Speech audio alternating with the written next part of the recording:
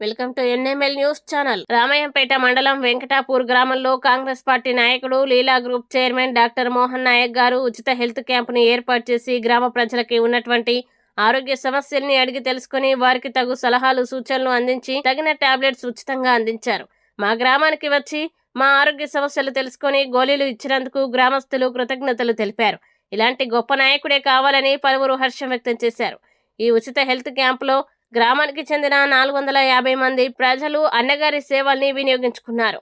ఈ కార్యక్రమంలో కాంగ్రెస్ పార్టీ నాయకులు, కార్యకర్తలు, అధిక సంఖ్యలో గ్రామస్తులు మరియు ఉచిత హెల్త్ క్యాంపు నిర్వహించిన లీలా గ్రూప్ సభ్యులు తదితరులు పాల్గొన్నారు.